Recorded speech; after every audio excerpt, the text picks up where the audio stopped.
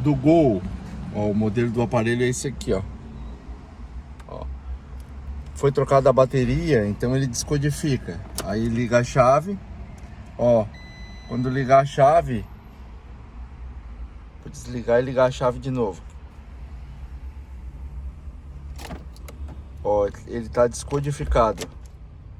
Ó, ele vai aparecer o SAP, aí vai aparecer ali o número 1000. Daí o que a gente faz?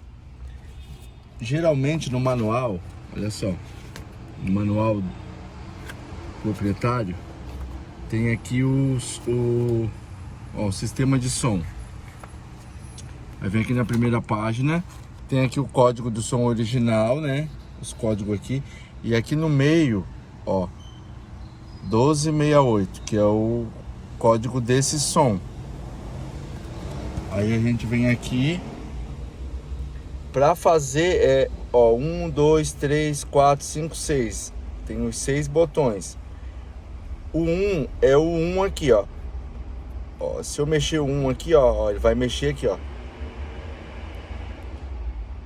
O código lá é 1268, né? Ó, então nós vamos, ó, 1, aí vamos no número 2, número 3, aperta 1, 2, 3. Número 4, opa, aqui é 1268, né? Então o 3 é um 6. 1268. 1, 2, 3, 4, 5, 6, 7, 8. Já tá codificado. Agora, para ele funcionar, tem um maisinho aqui do lado aqui, ó, do som, ó, do volume, ó. Clica aqui, fica segurando. Ó, já codificou. Já tá certinho.